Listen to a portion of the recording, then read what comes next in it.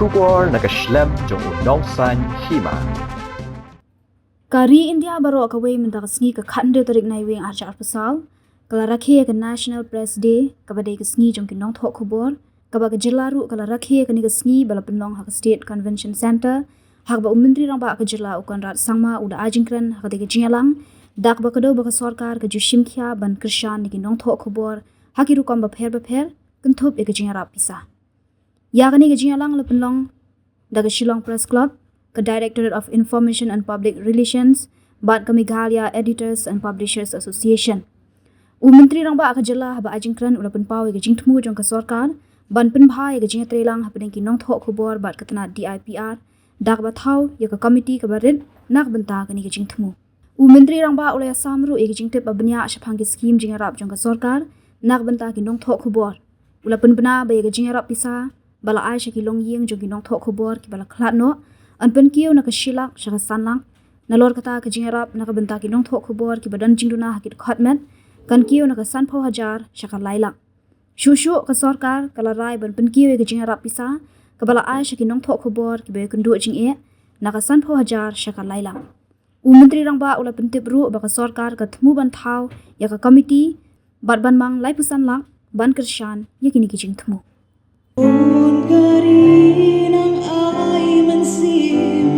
Maka berkat minum lim Dehan dinulap ketiak Sempelimun paplemka Hot kelemka Hot kelemka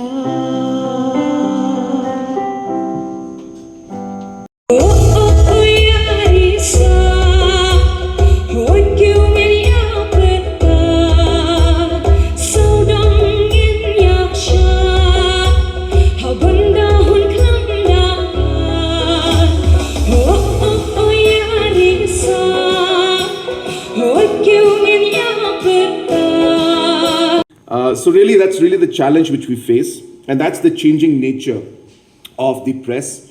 And it's not just press. I guess it's a disruption that we are seeing in terms of technology coming into the picture, and it's disrupting obviously everything.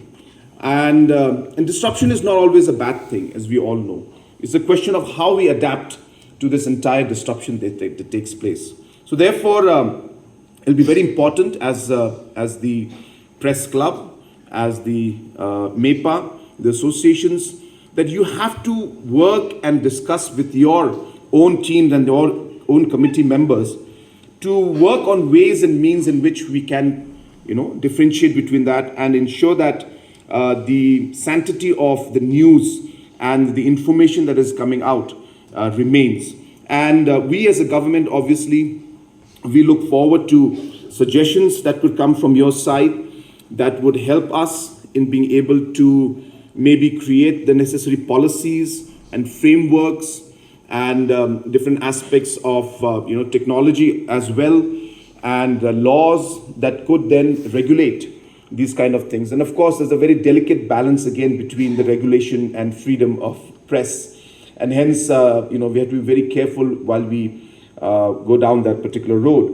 But of course, as I said, we should and we hope that we will be able to adapt to this particular changing nature of press, and hopefully the Shillong Press Club and the MEPA and the DIPR will be able to show the way to perhaps the rest of the country also when it comes to really figuring out how we'll be able to define proper ways and means in which we can regulate and we can ensure that proper news and proper information is given to the people.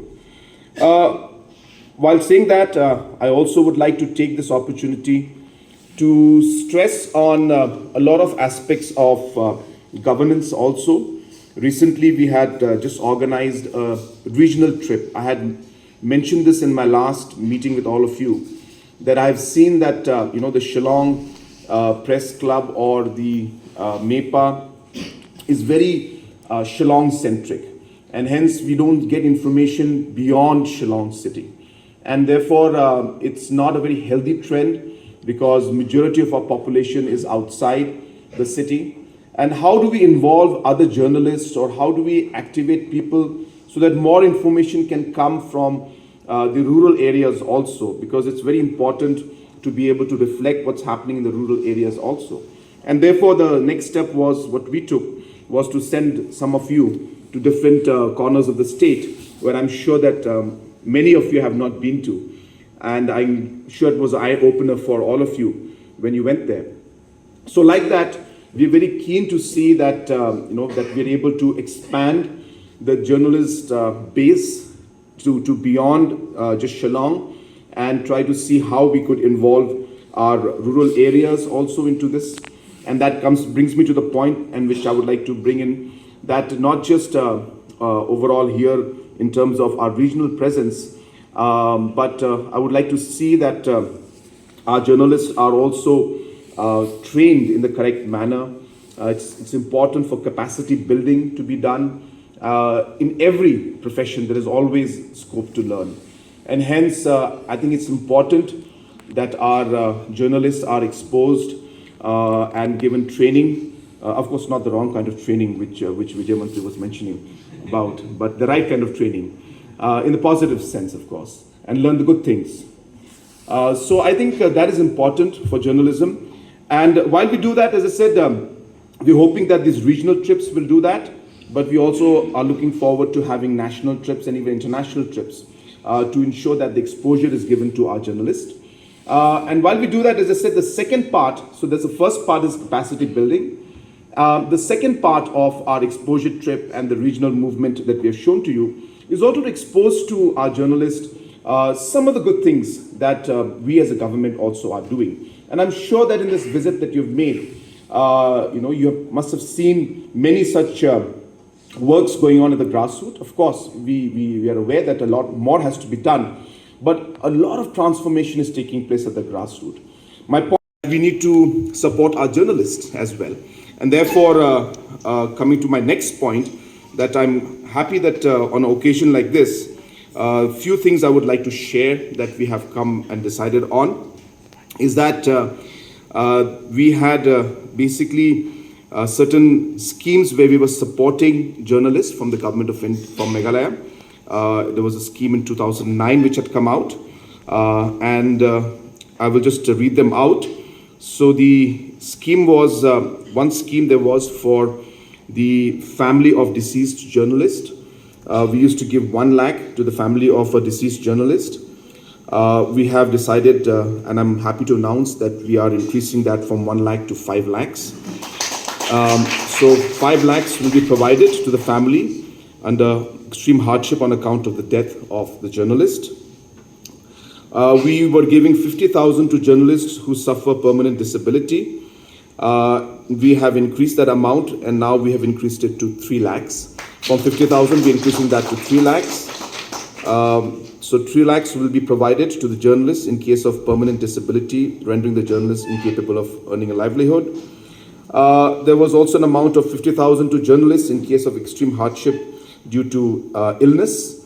We have also decided that we will increase that amount from 50,000 to now 3 lakhs to be provided for treatments for different major ailments. So these are 3 important supports that the government was giving. So we have simply decided to enhance them. Another very important aspect which we are working on is we want to create some kind of a system where we are able to coordinate with the press and the journalists and the DIPR, and hence we'll be forming a small committee. This is Sarkari, of course, but we are forming a committee. But you'll be happy to know why we're forming this committee. So this committee is being formed, and whoever the senior most bureaucrat, that means the commissioner secretary or principal secretary, will chair this, and of course director and other officials from the government will be there, and we will have 2 to 4 members, we're still working on it, from the press and from the media who will be members in this committee. And this will facilitate the entire process of the coordination between the press and the government, which, as we know, was missing in some way. and small things were not happening because this kind of coordination was not there. So I'm sure that this committee will be very, very useful, and this committee is being formed. But more importantly, apart from the coordination that you will be doing, I have also decided that we will be putting a corpus of 35 lakhs in this particular committee. Now, and we will keep topping it up as and when the money is going down or whatever it is. We'll figure out the system, but immediately we'll be giving 35 lakhs to this committee, and most probably we will, because it hasn't come to the cabinet note yet to us, we will be most probably making this into an annual affair, but let the cabinet approve it. The idea and the purpose of this being that apart from the ailment, apart from the disability or any kind of situation that journalists may face, we also realize that there are other needs, especially, for example, post-retirement and other kind of benefits or other extreme situations. So this fund that we are keeping it of 35 lakhs, which will be with this committee, where 4 members from the press will be part of this committee to decide how this money should be used. That you can use this money, say, for post-retirement, if you wish to support journalists who are in need from post-retirement support, or if there is any kind of situation which requires, again, funds to be used. This committee will be completely empowered to independently decide on how and this money should be used for whatever welfare purpose of the press fraternity. So I congratulate and give my best wishes to our press fraternity on the National Press Day, which we have which is being done to commemorate the establishment of the Press Council of India. We have also seen and heard our Commissioner Secretary mention about the Shillong Press Club and the important role that they have played in making today's program a reality. And I also would like to take this opportunity to congratulate the new executive committee and the leadership of the Shillong Press Club, under which we are seeing a large number of activities and a number of reforms taking place in the overall press sector and in the Shillong Press Club. I was listening to the speech of Mr. Myntri, and he has very nicely given us a very kind of a history of how the press in our country has evolved. In fact, many things I did not know, so it was a learning kind of an experience for me. And it was very interesting to hear him speak about the different aspects, especially when he mentioned about the role of the press and the specific words he used regarding the balance between freedom and responsibility. And I found that to be, I think, at the core of why we all are here today. And it'll be very important, as very rightly put by the president of MEPA, that while we celebrate the National Press Day, it is always important for anybody, be it a politician or be it any person or any individual, to always look back at what he or she has done and contributed, or have you actually been working towards the purpose that you had set off to do in the beginning. And I think this is a great moment to reflect back, as he said, on each and every one, where you should look back at what you have contributed through the year and whether you have taken the right steps, done the right thing. And I think these two words will guide you in terms of being able to really see whether you have been able to achieve the kind of thoughts and ideas that you wanted to. And the words, as correctly said by Mr. Myntri, to an extent, as I said, all these have happened during their time, and it is based on their suggestions that we come forward with different policies and programs. And keeping that in line, we've been discussing a lot about how to improve the overall relationship. And we've also realized that I think just one small example is regarding the advertisement money that was pending for a long time. And you're aware that this is a big issue for all of you because obviously a lot of the revenues for the press, the media houses, not necessarily journalists, but for the media houses, the bills used to be pending for a long time. And if you remember that these bills were department-wise. So if there's an advertisement by PWD, then PWD used to pay for it. So if there's advertisement by sports, then sports pays for it.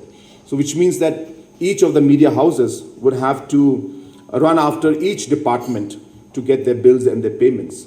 So what happened in the recent past was we reformed that and we made DIPR as the only department with which you will have to talk to and communicate. So whatever advertisements come out, the departments don't pay for it. It's DIP's responsibility now. So a small change like this has streamlined the process. But now what has happened is that what the 40, 50 departments used to do, one person has to do it now. So he's got a huge amount of work. So how do we now streamline that particular aspect is the next step, which we are working on, which means that the SOPs have to be looked into. We have to look into how we can reduce the red tapeism, if I may, in the system and cut short the process in which the bills are finalized. Today, just to clear one bill of one advertisement, I think the director has to sign maybe 10, 15, 20 pages he has to sign just for one advertisement. So that's how complicated things are. But, without quoting me, that's how government is. So we have to decomplicate government, and that's what we're trying to do. I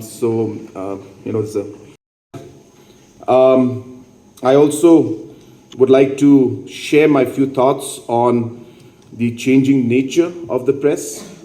And I have been speaking a lot about this in the past also.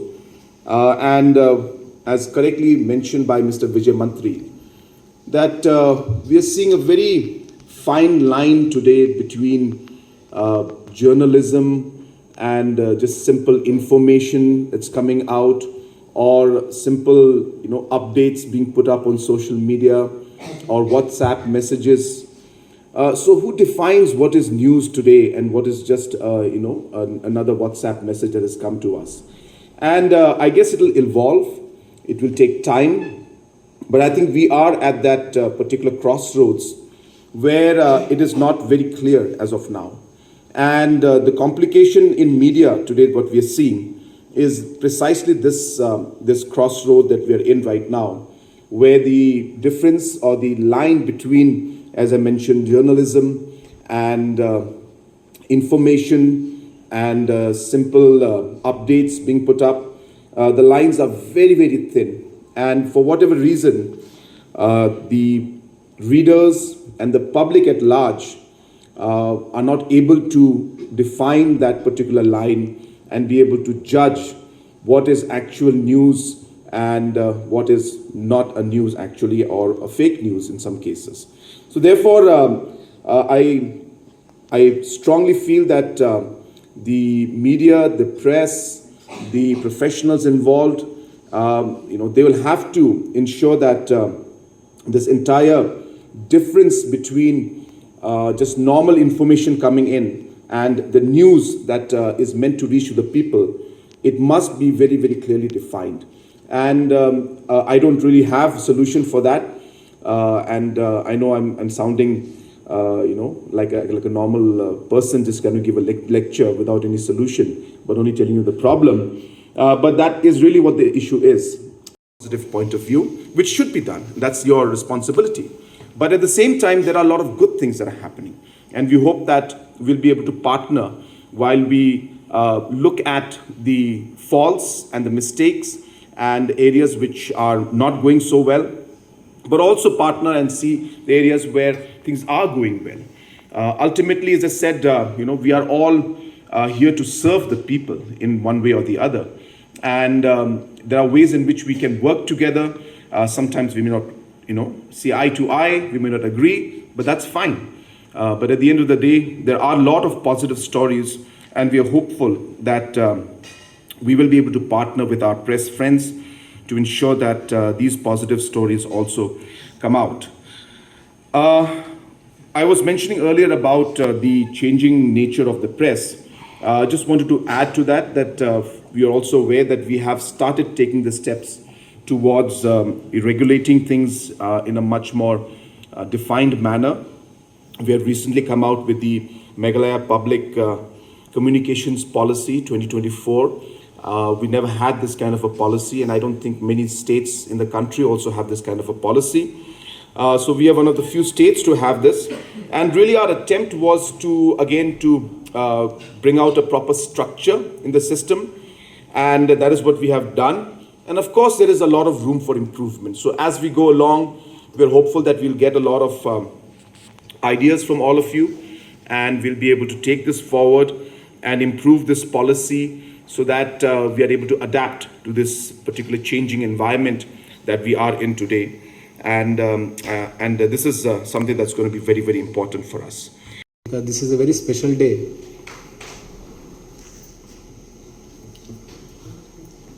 First of all, I would like to appreciate Shillong Press Club to put this together, take this initiative. Before we even requested, and they have taken this initiative to organize National Press Day, and they have brought MEPA and DIPR together.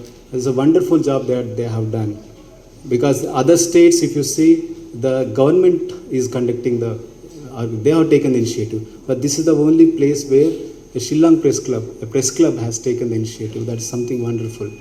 And not only that, they have brought together all the journalists. Ever since they have taken charge, the new leadership has come in Shillong Press Club. There are a lot of changes. I see the one pack, the journalists are one pack. So I see a lot of unity, and they're all together, and they are working on many other things that they're going to see a future. So I would like to really appreciate the leadership of Shillong Press Club for taking this initiative. And this day is very, very important for all the journalists, of course, for our country also.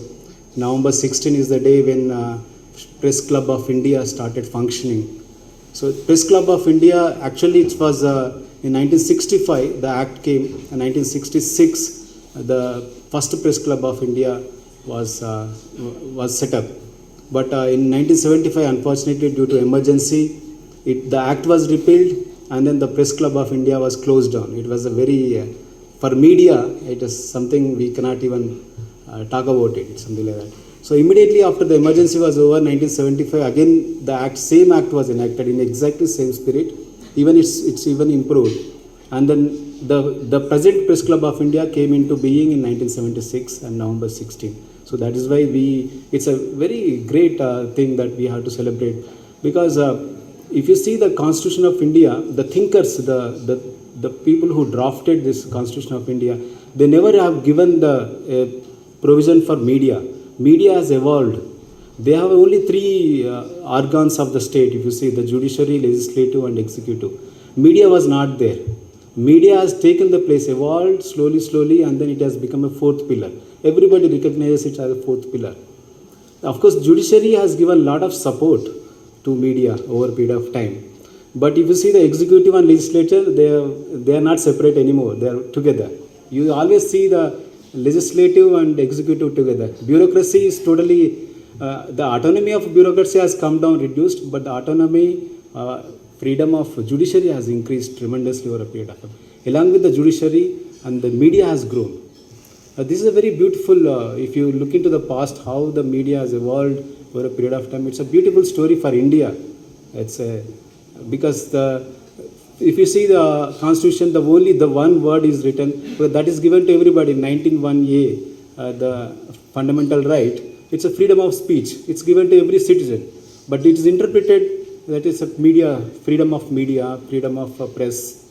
And it's evolved in such a way, and there are many judgments, Supreme Court judgments, that have said that the media is equally freedom of media is equally important as freedom of speech. So, having said that, over a period of time, when the newspaper was there, it was very simple. Press Club of India is there. The main objective of Press Club of India was to ensure two things: the balance between the freedom of press and the responsibility of them. Because if they don't self-regulate, and then the power, you don't have the power anymore. So somebody has to regulate. If you don't regulate yourself, then somebody will regulate. That somebody will be definitely government. It has totally changed, and the future is going to be more interesting because so now how do you regulate now? How do you self-regulate? Because there are three individuals who are dominating the entire scene. One is Meta, the head of the Meta, head of the Google, and head of X. Just three guys who are dominating the entire thing. Even if you see individual news channels are there, but even I can type the Sri Lanka Times and .com and then see the news. But the aggregators are come. Google is a bigger aggregator of news. So you can go to Google. Now if you open Google, if you see, and the first thing will come Al Jazeera, BBC. If you don't control if I open Google News, and the Google is deciding which news I am going to see first. The first news is always generally BBC. BBC is anti-India. Al Jazeera is anti-India. And these are so they are regulating. The Google is dominating now. So it's a very challenging task right now because people don't have time to go to individual news channel and then see. And so it's a social media has come where the private, everybody can report. Those days, the access to information was available only to the media. Media can go interview anybody and then they have the access to information. When RTI has come, it has become more beautiful because now the investigative journalism started when the RTI came.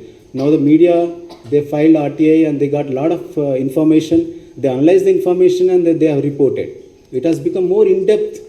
So now RTI is still there, but still, the media, even the government is reporting on its own. It has its own channels.